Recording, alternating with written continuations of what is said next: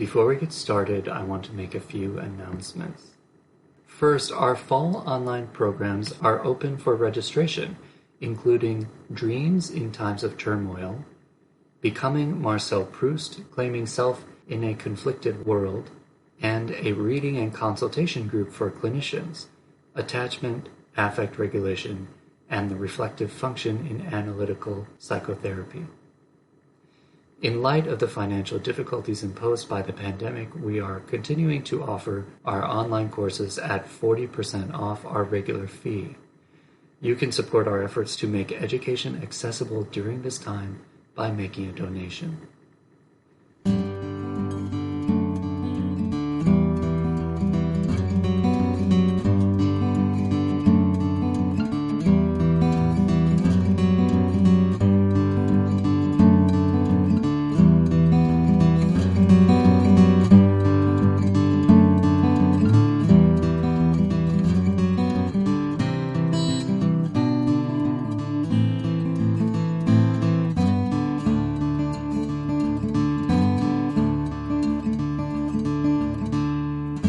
Welcome to the Jungian Mythology Podcast, Analytical Psychology Seminars from the C.G. Jung Institute of Chicago.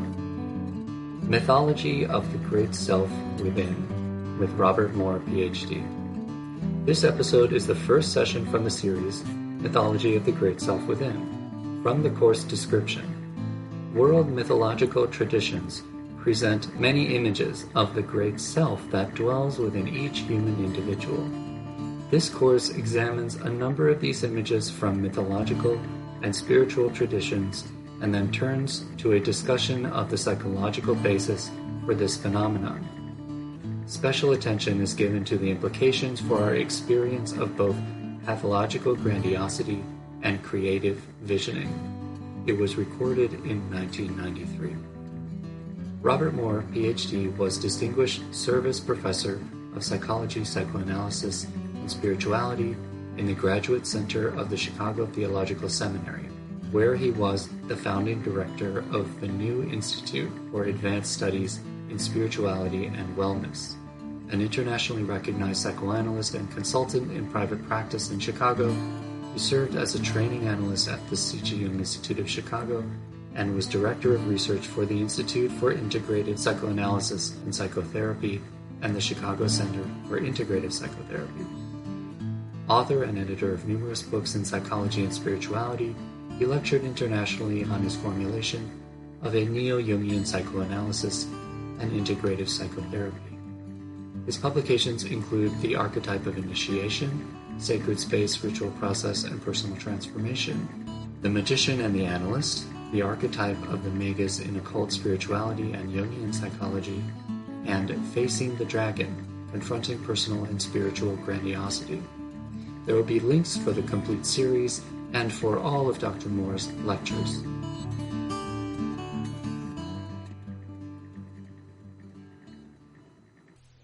It's a great joy to me to be able to come back and do this small, short course in the Institute curriculum because I believe that the idea of a great self that dwells within is one of the very important ideas that Carl Jung's psychology helps us to understand in unprecedented depth and clarity. And so I've titled this little introduction to the fundamental importance of the study of what Jungians call archetypal materials, of course folklore, spiritual traditions, and with a special emphasis on world mythology, for understanding the deep structures of the human psyche. And so as you see in your course description, we're going to have 4 sessions, and of course you understand that this is simply a very brief introduction to work that will take all of us probably the rest of our lives. And that many of the other courses here in the curriculum enable you to expand upon what we will do together. But the first session tonight, we're going to hit the ground running, and I'm going to try to lecture for about an hour and touch on the theme of the great self in world mythology. Just to give us a sense of the way in which the human psyche and spirit, in reflecting upon itself, has given an enormous number of different images to this idea of a great self in the human soul. Next week, I will share with you some of my reflections upon the wider Freudian psychoanalytic tradition and the Adlerian psychoanalytic tradition in terms of the way in which those traditions have attempted to explain what they know to be expressions of something extremely large and creative, potentially very creative, and often dangerous in the unconscious of the human being. The third week, I will, on February the 1st, I will present some of the Jungian tradition with regard to this great self within. And I emphasize here Jungian, not post-Jungian. One of the things that I think it's very important for us to do in our time is to get very clear about what I consider to be the fact that many people that call themselves post-Jungians are not Jungian at all, because of their avoidance of this whole issue that we're going to be addressing in this course. And then finally, on February the 8th, I will talk about some of the clinical implications, both for understanding the task of psychotherapy and understanding our own personal individuation process. And if you will remind me, I will indeed try to reflect that evening about the public implications of coming to terms with the great self within, because I wasn't joking a while ago when I said that as we meet tonight during the inaugural festivities around a new president, that what in fact we are doing will be reflecting upon the psychological ground that's being acted out by our country in this process. There is a projection of the great self upon the president-elect, and we will be talking that last evening a little bit, if you'll remind me, about how one can anticipate some of the promise and pitfalls of relating to the great self on the part of any public leader like our president-elect. So we've got a lot to do, and yet let me underline again that this topic is really at the core of what makes Jungian psychology, Carl Jung's psychology, different from other psychologies. And as a word of introduction, let me just say something that we'll be reiterating as we go, that not all psychological theories are the same, and not all psychoanalytic theories are the same, and not all views of the unconscious are the same. And it has been the belief of people who have been grounded in Jung's thought that world mythical traditions and world spiritual traditions have to be studied not because they are of any simple antiquarian interest, that they contain clues, they contain partial maps of what Carl Jung called the collective unconscious, or what has been called in other places the objective psyche, and that beneath the level of the personal unconscious and the family unconscious and the cultural unconscious, which certainly exist. And we should speak later in the course about how each of these levels influence the emergence of the great self. That there is a substrate which is common to the species that we are, and it is in that it is in understanding some of the implications of a self which is grounded in the collective unconscious that the uniqueness of Carl Jung's psychology really lies. Unfortunately, many people today in the Jungian community spend very little time looking at the implications of this great self within, looking at its phenomenology, or trying to understand how it affects clinical practice, even in those who don't believe in it. So without any other introductory words, let me just jump in.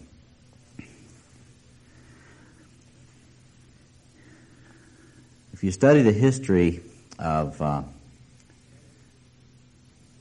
ideas in Europe, and many of you undoubtedly have read Ellenberger's book, The Discovery of the Unconscious, you, of course, notice that Freud and Jung were not the first ones to think psychologically about the human unconscious.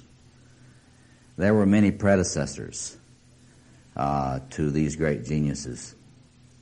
But tonight I want to mention and talk briefly about one of these people who was a predecessor of modern psychoanalysis that is almost never talked about in this context. And I want to lift his name up to you and suggest to you that he was one of the great heralds of the kind of study that you and I are doing together tonight. His name was Ludwig Feuerbach. And let me refer you to this little book which created an enormous stir when it was published. It's called The Essence of Christianity. And it was published in 1841.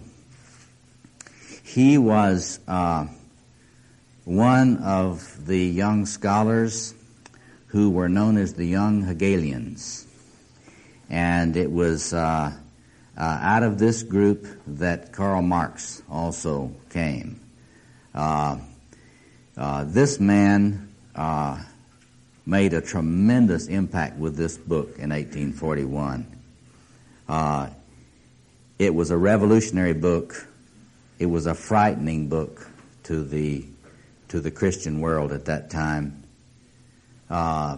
because what he did was to essentially turn theology on its head. At that time, Christian theology in Germany was dominated by Hegelian thought, and you've all heard of Søren Kierkegaard, who was one of the persons who rebelled against the elaborate speculative systems, the Hegelian ideas of the absolute moving on to unification, thesis, antithesis, synthesis. But you probably have not heard much about Feuerbach. Feuerbach was a really adept psychologist. And his argument was that Christian theology was really anthropology.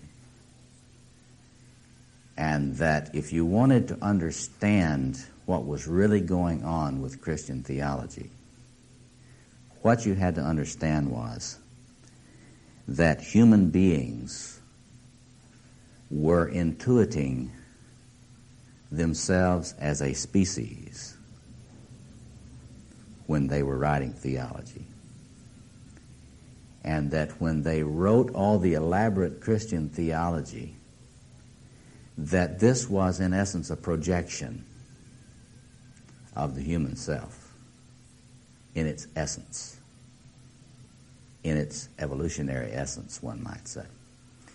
And so he, in this book and other work, he interpreted Christian dogma psychologically, and saying that essentially what was going on was that no one individual of us would be able adequately to express the potential that was in us as a species, but that the essential human was projected and reflected in Christian dogma. And so that's why he often said theology is anthropology. Now, I want to suggest to you that if you study this, it reads very Jungian, if you read it as psychology. And so it is in that Feuerbachian tradition. Now, you don't have to buy Feuerbach's anti-metaphysical bias. I mean, one still has to decide what one's going to do about philosophical metaphysics today. So don't take me wrong. I'm not saying that this is the last word in all theology of psychology. I'm simply saying that Feuerbach understood something that it would take many years would go by before Carl Jung would come along and elaborate a way of thinking which would explain some of the plumbing underneath Feuerbach's claim. And so Feuerbach said theology is anthropology. We might expand that a little bit and say, yes, you're right, Ludwig. The image of Christ can be understood as a projection of the deep structures of the self, but it is not just Christian spiritual tradition that can be understood that way. That we can understand a great amount of the world's imaginative, mythological, and symbolic traditions in this way. And so we would say mythology is anthropology. Or in mythology, if we look at it and we do what he suggests, we write it back and say, this is telling us about our species potential. Or as Carl Jung, we'll talk about later, as Carl Jung would put it, this is telling us about the 2 million-year-old human who is in our DNA. Or some of us today would say the 4 million-year-old primate. So that is a way of framing this, and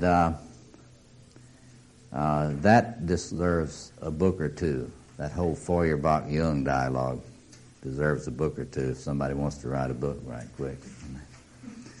But let's move on now, and let me just frame this a little bit more. The argument Feuerbach made, and the one that I think we want to continue reflecting on, is that if you look at these symbolic materials, they are issuing out of an entity in the human psyche that's far larger than the individual human ego, or little s self. And we're going to run through a number of different traditions before we take a break, and then we'll come back after the break, and you can add to the ones I'm going to mention, because you can mention a great number out of your own experience. But I'd like us to just go quickly through some of these and touch on some of the themes that if you're coming at this material thinking about, well, I'm going to try to understand what this entity in the human psyche is like.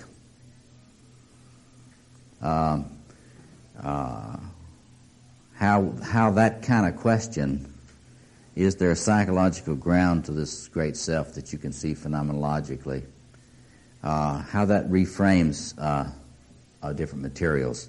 And I'd like to start with a fairy tale. Now, one of the things you may want to do as we do this together is to look at different fairy tales for clues about the way this great self within manifests itself. I chose one that's been talked about a lot recently, in which it's very, very easy to see. And of course, it's one that's been explicated by my friend Robert Bly in his book Iron John, the fairy tale called Iron John or Iron Hans. Of course, when Bly looks at that, he deals with it from the point of view of a young male's attempt to come of age. And he's not really looking at it from the kind of point of view that we are looking at this material from. But let me, you probably all could tell that story. I'm not going to tell the story. I'm just going to point you to a number of things in the story. I would submit this to you. Wherever you find materials relating to the great self in world mythology, you often find references to gold. Because gold is almost always associated with the great self. And as you remember that story, Iron Hans or Iron John, there's a great deal of stuff about gold in that story. And another thing that we'll be talking about a little later this evening is the way in which royal themes are associated with the great self in many, many different world traditions. And the difficulty in accessing the great self without being destroyed is a recurrent theme. Now, all of these issues surface in the story about Iron John. As you remember, if you think of Iron John as the representation of the great self, early in the story, it's away in the forest, and it's not seen for what it is at all. It is, in fact, extremely dangerous, even in its hidden places. You might even say especially in its hidden places, it's very dangerous. You seek it out at your own peril. Many expeditions disappeared when they were going and trying to find out what was happening in the forest. And it wasn't until a person came along who was sufficiently careful to observe very, very carefully what was happening, that it was noticed that a hand comes up out of the water and grabs things and pulls them under. Once you get a feeling for the great self in the human unconscious, and you watch how it functions clinically, you notice that the hand of the great self does reach up and grab us and pull us under more often than not. In fact, epidemiologically speaking, I would say that if you just look around the world today, how are we doing about relating to the great self and the human psyche? Very badly. Most of us get pulled under. And you can see this thing being acted out in the Near East now as acting out of a lot of these unconscious great self dynamics. Okay, so in any case, then we get an image of a little boy who confronts the caged great self, the caged Iron John. The parents have it caged. the caged great self is not terribly useful. It's interesting to think about that image as an image of repression, what we would call psychological repression today. And the story presents it that the key to understanding what's happening, the little boy loses his golden ball, it runs in the cage, it rolls into the cage. How are you going to get your golden ball? Well, you're going to have to get the key that's under the parent's pillow. I say parent because, little boys' keys are under the mother's pillow. Little girls' keys are under the father's pillow. But in any case, the little boy unlocks the door. He is led by this great self back into a forest. He is put in touch with a golden fountain that he cannot relate to well in a mature way. He touches the golden liquid, and the story emerges as a increasing amount of being affected by the golden liquid. And it moves through a period in which the young male hair has been touched by the golden liquid. He has to cover it for a great deal of time in the story. Later in the story, someone who loves him uncovers the golden hair. And there's an increasing image of empowerment, of the vision of the young man's role in life. And toward the end, after he has taken on many hero tasks, and we'll get to the hero in a minute, the young man gets married. We get wedding symbolism when you get around the great self. And at the wedding, the transformed Iron John arrives at the wedding, not as a wild man, but as a king in his own right. A king released from an enchantment. There you get a lot of these themes about the great self, about the problem of relating to it, about the contagion of contact with its energy, its gold energy. I want you to be thinking about gold energy during the time we spend together. It's a wonderful way of talking about narcissistic libido. It's a wonderful way of talking about what happens when you touch your grandiosity, and the fact that when it touches you, it's awfully hard to get it off. It kind of sticks on you. And if you try to rub it off on somebody else, it'll stick on them too.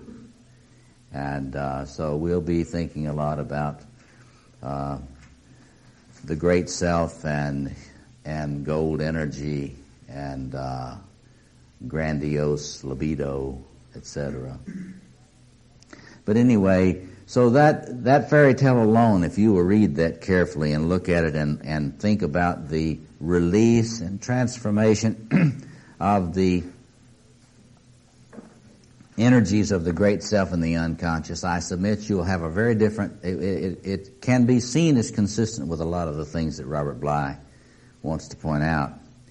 And one of the things that we could talk about is the relationship between initiation, individuation, and the appropriate accessing of the great self. And so we can touch on that later. But as you look at your fairy tales, you should probably look at that one, read it, give it a reading in the context of our class from Grimm's fairy tales, and that will give you one very important take on this great self. But it's not just fairy tales in which you see this intimation of a great self. You see it widely within different human spiritual traditions, some of which I will mention, and then after our break, I hope that you will mention others that come to your mind. One of the most obvious ones that comes to mind, of course, is the rich tradition in Hinduism with regard to the great self within. It's so extremely rich, you could teach course upon course upon course upon course and never exhaust this thing. Because Hinduism, they say, is like a great river with many, many tributaries and little eddies, and there are just so many traditions with regard to this. I could talk about Shiva traditions and the way they reflect the great self. I could talk about Krishna traditions and the way they reflect the great self, and so on. But the one that's the most evident is the Hindu teaching about the relationship between the Brahman and the Atman. And the Brahman corresponds to the great self, one might say the soul of the world, and the Atman with a little a is the individual soul. But in the Hindu tradition, these are the same yet distinct. And this leads to a classical Hindu practice of greeting the other and acknowledging the God in the other person. We might say, "Thou art that. Thou art that. Thou art that." When they say that, they mean the soul that you are is really united with the soul of all the world. And if you study those traditions, if you get into the Hindu scriptures, there are many, many references which have the great self speaking through the individual. I'll get into a myth cycle from another aspect of Hinduism in a minute under mythology. But let me just turn to Buddhist tradition. Now again, Buddhism is not one simple little easily understood religious tradition. There are many, many traditions. But if we look even at the most iconoclastic, one of the most iconoclastic traditions within Buddhism, that of Zen, and you look closely, you see this fascinating teaching, although there's a great deal of discussion about the lack of self in Buddhism. I recently brought out with my co-editor Daniel Meckel a book in this Paulist Press series called Self and Liberation, the Young Buddhist Dialogue. If you're interested in the Buddhist interface with this, you might want to look at that book. But it covers a lot of different traditions. But in Zen, it is clear that there is an understanding that beyond your ego, beyond this grasping, egocentric, we would say today, narcissistic, self-centered ego, is what they call a true person of no rank. That is to say that deep within you is a reality which in its essence is compassionate. It is not into status climbing for status. It is capable of, as they put it, chopping wood and carrying water. And it is, in other words, this great self within, which is humble and loving and compassionate, and that ground which Buddhists often talk about, the ground which issues in the spirit of the Bodhisattva, the one who comes who is not possessed by the grasping of the selfish ego. Christian tradition, it's again rich, especially if you study Christian mysticism. Christian mysticism is replete with accounts of this great self manifesting itself through different mystics.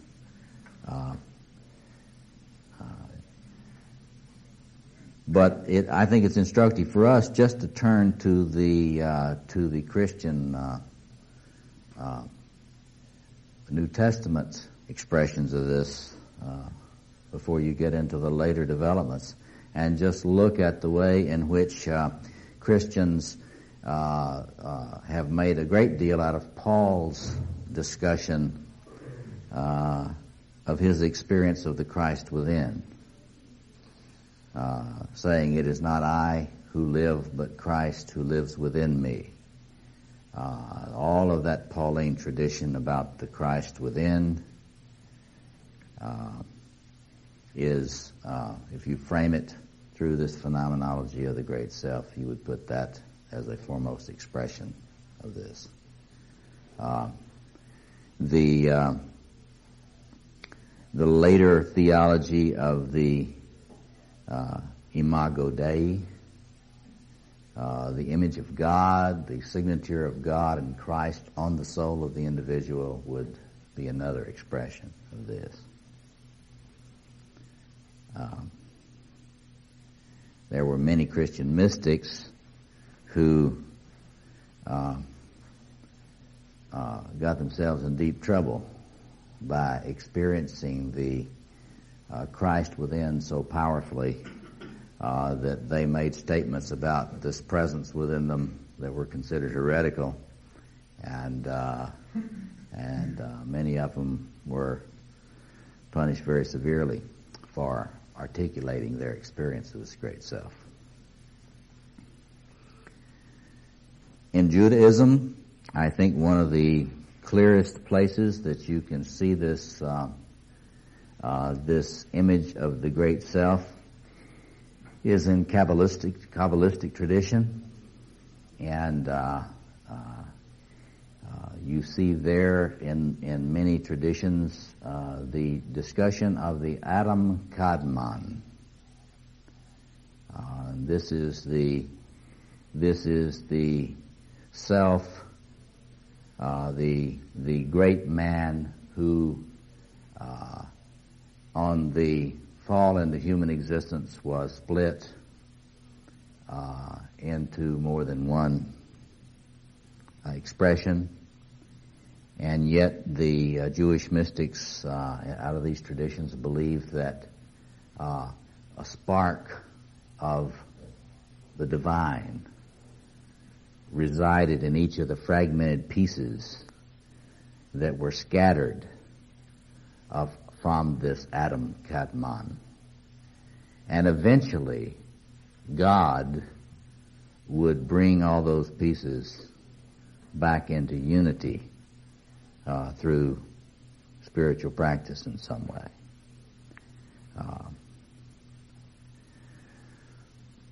In Islam, of course, those of you who know Sufism are familiar with the expressions of the great self in Islamic Sufi tradition. And if you're not familiar with that, I recommend that you get some of the poetry of Rumi and listen to that before you come to class next week. Particularly, I think of the recordings of Coleman Barks, of reading Rumi's poetry. In that poetry, you get a powerful expression of the mystic's sense that the greater self is coming in and displacing the ego. And there's wonderful places where Rumi essentially switches places with the Great Self, speaks for the Great Self about Rumi. And but it's not just Rumi. There were many Islamic mystics who, again, like the Christian mystics, got themselves in bad trouble with the authorities by proclaiming that the boundary between them and God was not as firm as others had thought. In alchemy, it's no accident that someone that thinks about these issues, as Jung did, got deeply into alchemy. Because if you look carefully at the symbolism of alchemy, you find all sorts of references and symbolic motifs which are suggestions about the presence of this great self in very unnoticed places. And the whole idea of the lapis in alchemy, the philosopher's stone, is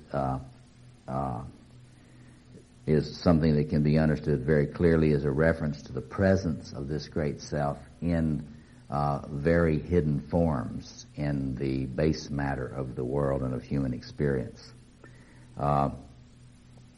As this tradition expresses growth and development, it also uses all of this gold symbolism. The idea of moving from lead to gold is a direct reference about the redemption of the great self from expressions which hide its power and beauty. I didn't put down here anything about Gnostic traditions. I left that out, not because it's not a very important reference, but because we have a conference coming up on Gnosticism and Jung in this next year, and in this coming year. And it is one of the most important traditions which show the presence of the great self in the psyche. And I will be addressing some of the Gnostic traditions with regard to the great self within at that conference. And each of these traditions, you could spend a tremendous amount of time looking at the expressions of this large being in the soul and its various expressions. But if we turn to world mythology, one of the sources which you'd want to turn to in reflecting about this, there's familiar things that you've already looked at, but look at it again in this wider context, and that is in polytheistic traditions, look at the gods and goddesses in these traditions and reflect upon them as expressions, different expressions and different forms of the great self within the human soul. And that would be an interesting thing to think about the way in which the different gods and goddesses in different cultures come out looking very differently, but having themes which you can easily relate to different cultural settings. For those of you who have not looked at Jean Boland's books, looking at her goddesses in every woman and gods in every man would be an instructive review of this material on the great self, because what she is able to do there is to show different forms of expression, which these things that we Jungians talk about as archetypal configurations, how they express themselves, how they are different in their expression. And I submit to you, if you think about them as manifestations of the great self, as filtered through particular cultural traditions and distorted through different cultural traditions, I think that you'll be able to reflect on Well, I wonder what it is that makes all of these great forms in Greek culture come off looking so bad. I wonder why it is that it's hard to get a very positive image of the great self in Greek culture. If you'll read all of these different forms that Bolin talks about, none of them come out looking too good, and be instructive for you to think about why that might be, and let us discuss that later on.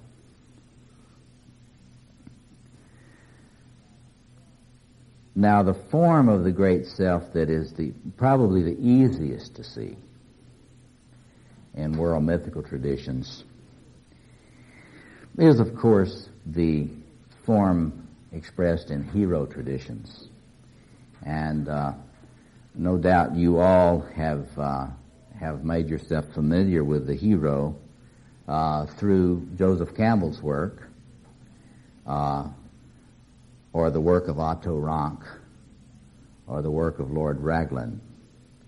But it's a useful thing in this context to go back to these hero traditions and think about them as traditions which chronicle the human encounter with this psychic reality, and what happens to a person when they run into this psychological reality, and what is the sort of landscape one is put into when one runs into it, and what are the problems, promise, and pitfalls of running into this great self.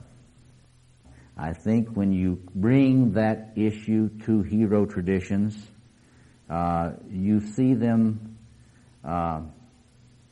not as interesting antiquities, but you see them as profound mappings of the human struggle to relate in a constructive way to these great energies which lie in the human soul. And after our break, you may want to discuss that some, what we learn by studying hero traditions about the encounter with the great self. Another alchemical image that is repeated widely in world mythology is the royal couple, what Jungians often call the hieros gamus, the sacred marriage, or the mysterium conjunctionis, that is this royal couple that is imaged as a high-level development in alchemy. But it's not just in alchemy that you see this so widespread. If you study world mythical traditions, the mythology of king and queen are represented extremely widely, from Egyptian mythology to many other traditions, and one that I want to refer you to and suggest that you look at in the context of this course, the Ramayana, the Hindu epic of the Ramayana. It is possible to read the Ramayana as a drama which is a telling of the drama of the great self within men and women. And it's possible to look at the major figures: Rama, the great liberator king, warrior king; Rahwana, the great rebel demon lover; Sita, the betrayed queen, ravished and betrayed and abandoned queen; and Hanuman, the great redeemer, monkey general. It's possible to look at all of this great panoply of figures in the Ramayana as aspects of the great self in human men and women. And so let me recommend that you look at that mythological cycle, and we will be, as we go, we'll be talking about what one can say out of Jungian psychology about the king and the queen and Hanuman and Rahwana and these figures as aspects of the archetypal self or great self. The book, which many of you have heard me mention before, which picks up on this king and queen imagery as representations of the great self. One of the wonderful books that does a cross-cultural presentation of this is the book The Old Enemy by Forsyth, Forsyth, which plots the great cosmic combat in the soul through mythological terms, cross-culturally, and shows an interesting sort of parallelism between these traditions with regard to the king and the queen in relationship to evil and the creation of a world. Another place where you want to look at some of these traditions about the great self is in John Perry's work. In the context of our thinking about the great self within, it would be instructive for you to look at John Perry's The Self and Psychotic Process, his book The Roots of Renewal in Myth and Madness, his book The Heart of History, and the book in which he edited the traditions of the mythology of kingship called the Lord of the Four Quarters. First edition was Myths of the Royal Father, and it's been published in the Paulus Press series as the Mythology of Kingship. So if you look at a wide sweep of human symbolic traditions, you find such an incredible amount of storytelling, narrative, of narratives which speak from the point of view of a royal I or a royal we, that are far greater than the ordinary human being. If you are a person operating out of a psychological point of view that has no sense of a collective unconscious or of an archetypal self, all of these things might not be brought into a careful comparative reflection.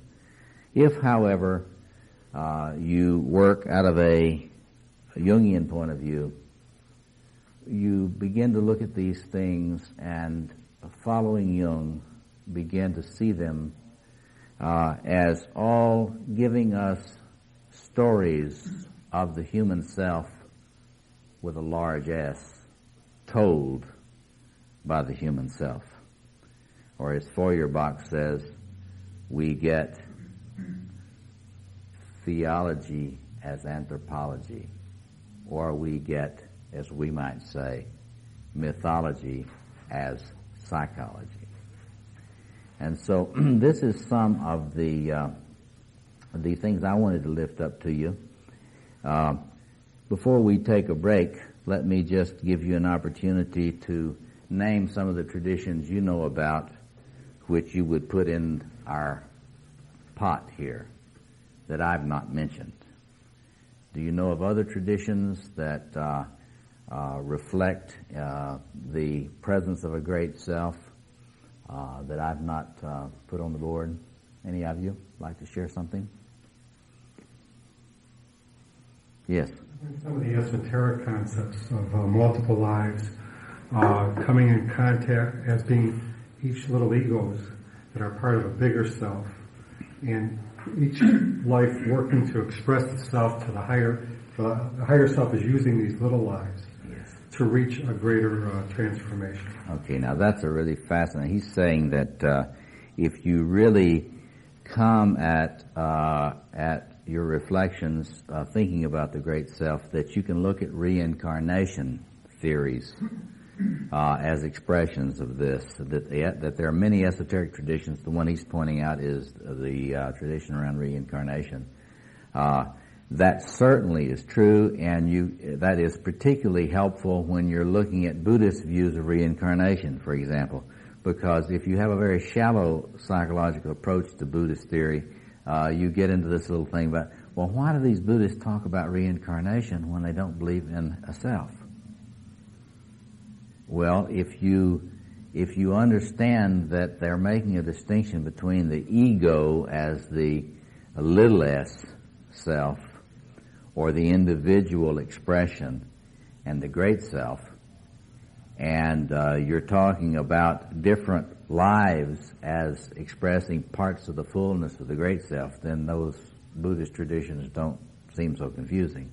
Did you have another thought? Touching into Buddhism, the people that I can think of that most closely are touching towards this great self are some of the Buddhist people who use mysticism and meditation to access these great energies. Yes. And a contrapoint to that is that there's two faces to this image of God. One is the great powers, and I think the Buddhist tradition has a tortuous road because one sort of acquires loving kindness, but there are many who acquire the great powers without loving kindness. Yes. And have great charisma and great power. Okay. Let me great just... destruction. Right. Now, another thing he's pointing to, and it's in Buddhist traditions as he's noting it, but it's on also many other spiritual traditions, the idea of the great special powers, called in some traditions cities, but there are many different words to use to express it, but they mean paranormal powers. So we can broaden it and we can say all of this talk about paranormal powers is really great self-talk. No matter what tradition you see it in. That's great self-talk. Another thing, following your idea, is that there are many esoteric traditions that talk about things like the Akashic records. You familiar with that? Well, this is a related kind of idea. It's like that there is knowledge which is larger than the knowledge I as an individual could have. And that sometimes individuals tap in to this larger knowledge which seems to go on forever and seems to have access to databases which one never dreamed of. And I think we would have to say, again, as with other expressions of paranormal powers, this whole fantasy about this is directly related to this whole phenomenology of the great self, because you would think about, well, it's the great self that knows. It's the great self that has all this information, that sort of thing. Other thoughts? Yes? Well, there's a sort of panoply of New World spiritualities, from the Native American all the way to Emerson and Thoreau and Yes. Transcendentalism. Yes, absolutely. Emerson and Thoreau, Transcendentalism, really tapped deeply into this whole idea of a great self in the human being. There's no question about that. Different native traditions, different pre-modern tribal traditions around the world have senses of this. In fact, if you look at the book Restoring and Healing, edited by Lawrence Sullivan, one of the things that you notice that ancient healing practices often included getting out of your little s self and identifying with a greater self in order to be healed. Now, when we get to Jung, we will be coming back to an idea very much similar to that. Jung believes that it's numinosity, it's contact with numinosity that heals you. Well, what's numinosity? Well, it's this paranormal power. It is extraordinary power, and which Jung associated with the archetypal self. It's we have Rudolf Otto's idea of the mysterium tremendum, the mysterium fascinans, the tremendous mystery, the fascinating mystery. Jung associated that with the archetypal self or the great self, we would say. Other thoughts of other traditions that you might want to put on the table before we take a brief break. Yes? Well, the other one I can think of is I don't even know much about it, but the spiritualism that Yeats expresses in a vision, and Madame Blavatsky, and yes. I'm not sure who else. Right. All of those theosophical, she's mentioning Madame Blavatsky and other spiritual, tradition of spiritualism. A lot of the theosophical images and the theosophical tradition pull together from different cultures images of the great self, and begin to use the idea of the great self in that tradition as evidence for the unity of all religions. And while today, with the scholarship we have today, we wouldn't say that all religions are the same, but by looking at these psychological infrastructures relating to the great self, we can certainly see what they might have been pointing to. Any other thoughts about particular traditions, Dan? Robert, can you tie the Aborigines into the Native Americans with the idea of the Father Sky and Mother Earth and respect for the Earth, and they just kind of use it while they're here and never figure that they own it? Yes. He's raising the issue of the traditions of the Australian Aborigines. I think that if you look at those traditions with this eye for the great self, you see many things, not just the references to sky and earth, but the whole idea of the dream time.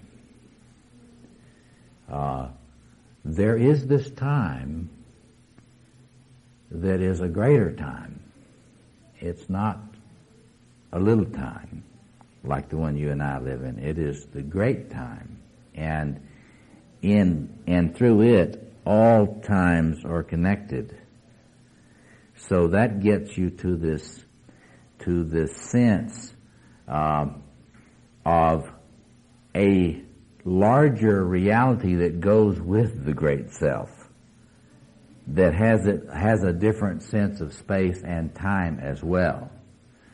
When we get into that Gnosticism conference, I'm sure one of the things that the people will be talking about is the whole idea that goes with the Gnostic idea of the anthropos, the great self, the idea of the pleroma, the fullness, which is a concept which ties together everything from our discussion of Akashic records to dream time and other things. That is the sense of a large, much larger kind of reality which individual humans can touch and can participate in some way.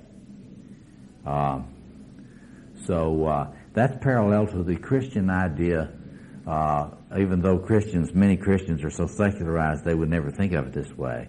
But this is very much related to the Christian ideas of the body of Christ, participating in the body of Christ, the great self, and also the idea of participating in a new reality, larger reality called the kingdom of God, or the reign of God. So there are, if you start looking at these things, there's incredible sense of largeness and fullness and completeness and power and energy, which is of a different order than that which we experience in our individual egos. all of those things, I think, do attest to this sense of the great self within. Yes? Does it have to be extraordinary? It means the large is more a reflection of our ego's relationship to the self. Well, that's a good question. He says, does it have to be extraordinary? And of course, that's a matter of one's perspective. There's no question that touching the great self in these different traditions, you know you're dealing with something of a different order. It's like, that's what Rudolf Otto was talking about when he was talking about the encounter with Das Heilige, with the encounter with the holy. When you're in the presence of the holy, you know that it's different. And this is related to Eliade's idea of the hierophany, the manifestation of the sacred. And when you meet this great reality, it discloses itself to you. It is something which is very powerful and has its own agency with regard to you. And so, in that sense, it's always extraordinary. However, there are many experiences of it which are not earth-shaking or perhaps not even recognized as experiences of the great self, but are much more soft and mellow and gentle. A lot of nature mysticism doesn't really feel all that much like an earthquake, but is still a participation in that reality. Yes? It makes me think of Taoism. Yes. Which you didn't mention there. Yes. Which seems to be not so. Yes. He's bringing up the idea of Taoism, the idea of this gentle flow, this receptivity, this incredible softness that's in the larger ways of heaven. So I think that's absolutely right. Chinese traditions certainly do have a different feel on this, and it's still equally this sense of a larger self that it's our duty to align ourselves with so that we can be resourced and renewed and redeemed and be given some larger sense of perspective and vision. Well, why don't we take about a 10-minute break, only 10 minutes, and then let's come back and discuss this some more. I'll get you out of here promptly at 9 if you'll come back in 10 minutes. Let me frame this again. Now remember the Feuerbach framing. Because without the kind of framing that Feuerbach did with with Christ, the Christian tradition, Christian religion, as expressions of one entity, that is, expressions of the essence, as he put it. This title of this, The Essence of Christianity, by what he meant by that was that this is the fullness of the potential of our species, that one individual cannot embody, but that we all sense is a real thing. This is a real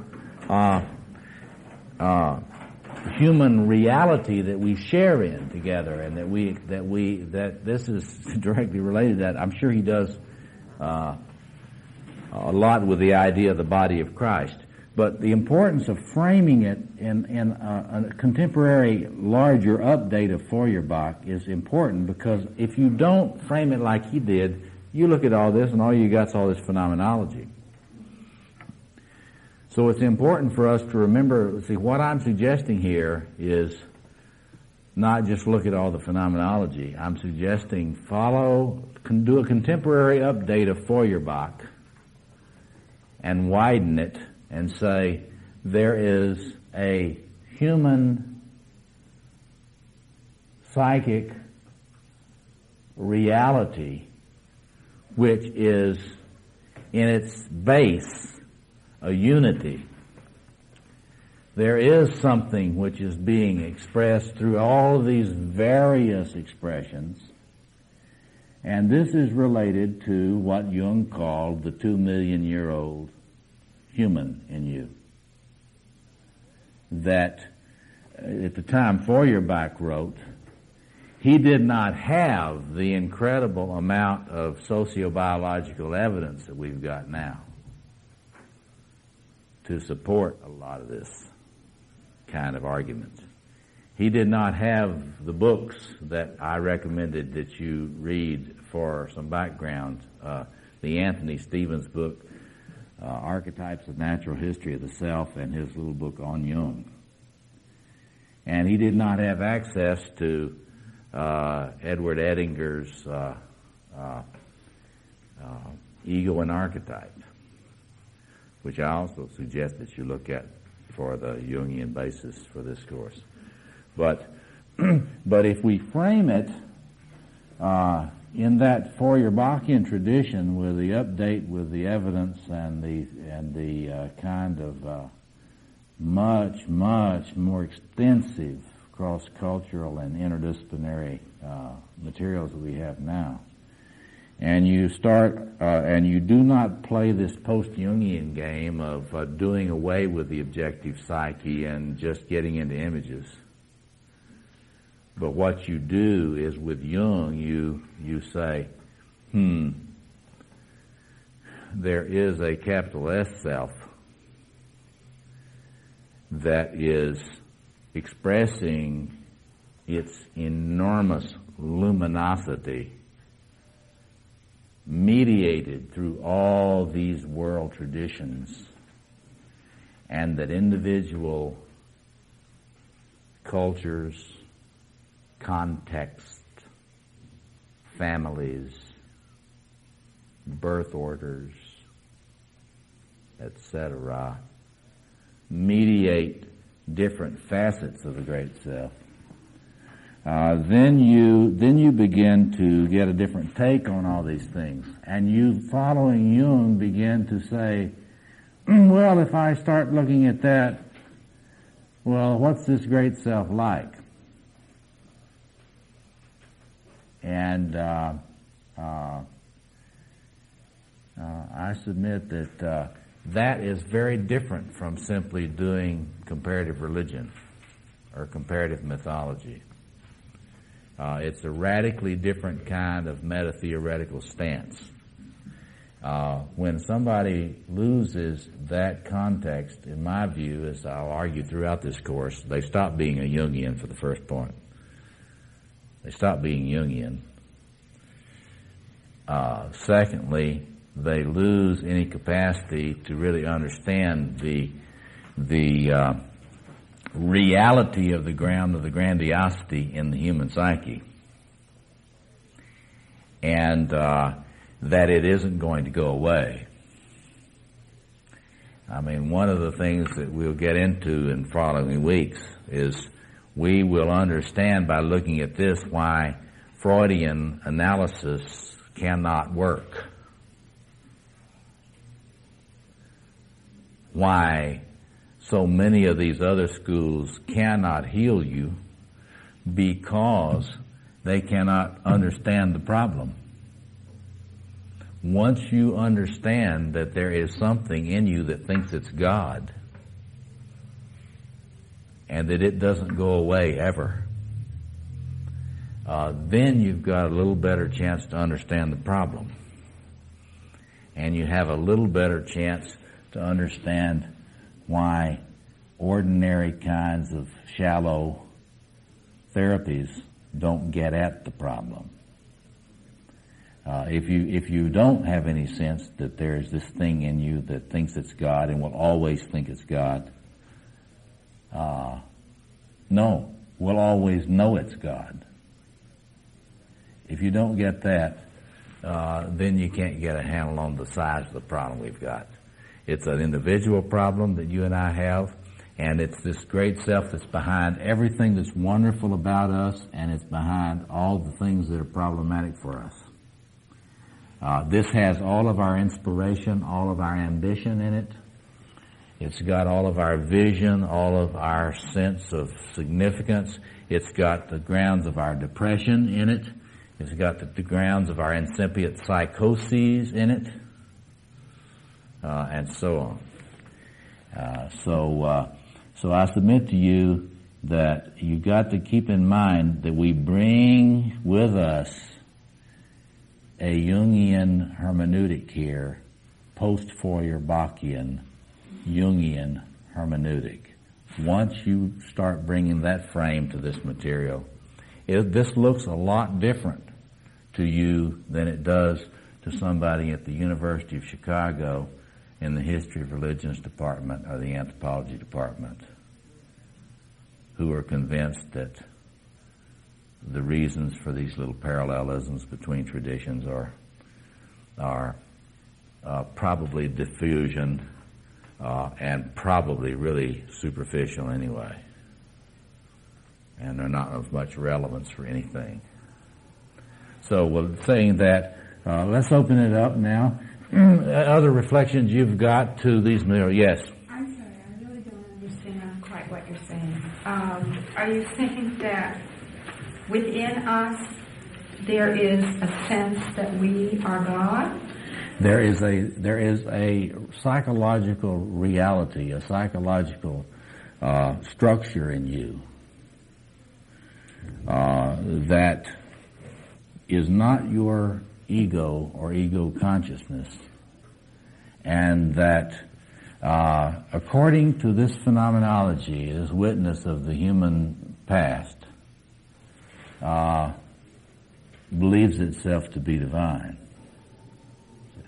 It's not archetypal, it's psychological. What? It's not archetypal structure, it's a psychological structure. Well, no, you wouldn't want to make a distinction between archetypal and psychological if you were studying a Jungian. We'll get into that when we get into Jung. I mean, the archetypal structures are the psychological structures of the collective unconscious for Jung. And that is to say, the important thing to get is that this is not a figment of your imagination. This is not merely a fiction, as some so-called post-Jungians would say. This is not merely a product of your imagination. This is a direct and ubiquitous expression of a fundamental psychological structure that's grounded in your DNA. And that if you do not understand that there is this sort of solar furnace in there burning away with very, very powerful libido, then you're not going to really understand most of the human attempts to form adequate defenses against the experience of this thing. And one will not understand the struggle of the ego not to be psychotic. And as we will see next week, you will not understand the human defense against grandiosity. See? You will not understand why we use our depressions to keep us grounded. You will not understand why we cling to our ordinariness as if it were a life preserver. Mm-hmm. If you are a behavioralist, or if you have a lot of if you come out of a lot of the other psychologies today, it will be extremely difficult for you to come up with a cogent explanation of raw, full-blown psychotic states. The phenomenology that emerges before you medicate them. You know. And of course, with our increasing virtuosity with medication, less and less do we have to confront this God talk. See? But if you're in the presence of someone who is in this thing and they're talking, it gets your attention. And you're real clear that this is not something ordinary talking, you know. So anyway, on the one hand, as we'll see next week, what I'm describing here, other people describe different ways. Contemporary self-psychologists talk about this as the grandiose exhibitionistic self organization. Now, they don't, most of them, as far as I can tell, don't think they're making any metaphysical statements whatsoever when they describe that. And I, along with them, do not believe that you have to be making any explicit metaphysical statements at all to describe it. It is a phenomenological reality which, once you have the theoretical basis, you can look and you can see it operating. And the self-psychologists, as we'll see next week, are very good at giving you a micro-level description of what this stuff is like. What is it like when you're in touch with this grandiosity to a degree that your psyche cannot regulate well? And there is enormous amounts of literature on this. For example, if you work with addictions, if any of you work with addictions, or if you are an addict, have been an addict, then you might want to look at this book by Levin called Treatment of Alcoholism and Other Addictions, a Self-Psychological Approach. Because what you get in there is a description of how difficult it is for us human beings to regulate our states of excitation in relationship to this grandiose energy that we run into. And it's a classic thing we'll talk about more later. There are therapists that don't have any assumption or knowledge about any of this stuff, who know that if one of your clients gets into a lot of display behavior, you have to be very careful how you respond to it. That is, if they get into very exhibitionistic behavior, and if you respond to it in a way that's not aware of how it's likely to burgeon if you respond too enthusiastically to it, then you may find yourself driving your patient into a hospitalization because you responded too enthusiastically to an exhibitionistic display. It's directly related to all of this thing about the great self. But if one is not familiar with all these traditions and one doesn't have any sense of this, and there are many therapists that don't have any idea about the energies, the grandiose energies in the human psyche that are waiting to be overstimulated. And all the discussion of shame, all this shame talk we have, most of the folks that talk about it don't have any idea about how the shame phenomena is related to this. And if you run into a person who has enormous shame responses, you're dealing with someone who is having a terrible time relating their connection with this. See? Yes. Okay. If when somebody compliments you, you are not able to take it gracefully and say thank you, you are in a struggle with this thing for equilibrium. If the compliment makes you lose your regulation of your psychological equilibrium, it gives you a clue about how much balance you've got in regulating your contact with this great thing in you. And the fact that you have that reactive response to a compliment, oh no, then that is a direct clue that you haven't befriended this thing with respect. Yes? I feel like I missed a step somewhere. Okay, you missed a step because I haven't had a chance to do my next week's lecture. Oh. because Why is it a problem? Why is it related to the great social problem? because it's very easy to lose until you have really gotten mature as a human being. It's very easy to lose the sense about where you stop and it starts. And see, for example, if you never received much nurture as a child, constant nurture, so you could internalize what we call structuralization in your personality, so that you regulate your states of excitation well, without getting overexcited and starting to fragment. If you didn't, most of us these days have not had that good kind of adequate parenting, you know. And so then you have some mystical experience, which, according to the research, sociological research, huge percentages of people have had. I mean, the secular world is a creation of secular professors. It doesn't exist in the sociological world. Andrew Greeley has enormous sociological evidence about people's paranormal experiences and so forth, and it's been documented by other researchers out the kazoo. So, but anyway, just give an example. So you've had a mystical experience, and you tell this in a group of people that respond extremely enthusiastically to it. Your psyche's in danger at that point.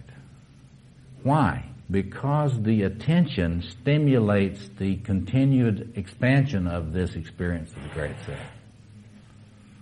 And it's like the word inflation that Jung uses is a good one, because it's like being blown up with hot air, or helium, or hydrogen, more like hydrogen. You don't realize that there is this thing in you that, when it gets a lot of attention, is like a very friendly Saint Bernard, 300-pound Saint Bernard, jumping up against the repression barrier. And so the important thing to realize is, it really matters if you understand that there is a psychological entity in there that is a real psychological, not a metaphysical reality. We're not talking about faith here. We're talking about a psychological entity in the human psyche that has enormous claims and enormous energy. If you see manic states, it's persons that are mainlining this stuff. See? Yes? One other point besides is trying to achieve balance with this energy at a psychological level of being balanced. I think a person needs to be physically balanced. Their physical health is important. They need to be exercising, diet, exposure to allergies. All these aspects that many of us are dealing with will take us down and not let us deal with this energy. Bring that stuff back in our last session, because that is really material that we need to talk about in terms of the ways, practical things about dealing with this stuff in individuation on our own journeys as well as in therapy, because there are some real simple things that one can do to keep oneself grounded in one's human individuality, so that one doesn't suddenly lose oneself in this place. And you're talking about some of them, so don't forget to bring back some of those.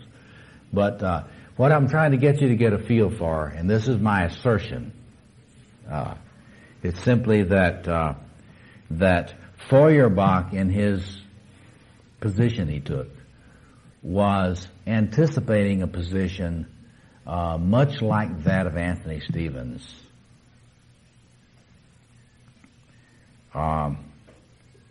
without the science to back it up. And that in contemporary Jungian circles, you get a lot of people who have totally looked the other way and have not looked at Jung's emphasis on the objective psyche. And so they put emphasis so much on complex theory, or they put emphasis on transference, countertransference without, and reduce that to personal experiences without looking at the archetypal dimensions of transference and countertransference. That is to say this, certainly in transference, countertransference relationships, any of our relationships, there's a personal dimension that comes out of our personal story. There's no question about it. However, this thing is also involved in our transference relationships with each other and with our therapist and with our families. And if I am projecting, if I am experiencing this entity through you, it has enormous implications about how I feel. And one of the things that you will note in people is, for example, I see this often in people who are facing examinations. They project this thing on their professors. And when they do that, they are not likely to be able to pass their examinations effectively. Because when you put this out in the outer world, your experience is a shame experience and a feeling of unworthiness. And so you may be the brightest graduate student that ever lived. But if you're putting this projection of this entity on your examining team, you will be tongue-tied in the exams.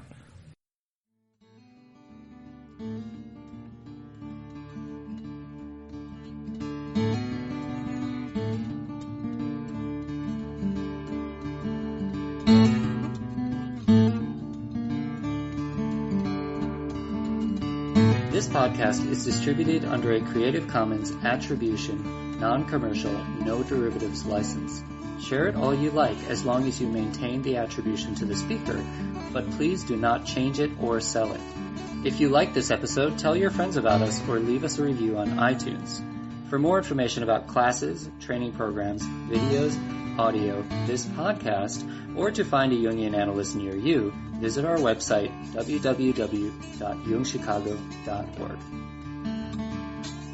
Thank you to our 2019 supporter-level donors, Bill Alexi, Usha and Ashok Bedi, Circle Center Yoga, Arlo and Rena Compan, Eric Cooper and Judith Cooper, Lorna Crowell, D. Scott Dayton, George J. Didier, the Kull Family Foundation, Ramakrishnan and Full Bloom Lotus, Suzanne G. Rosenthal, Deborah Stutzman, Deborah Tobin, Alexander Wayne and Lynn Kopp, and Gerald Weiner. If you would like to support this podcast, just go to jungchicago.org/give.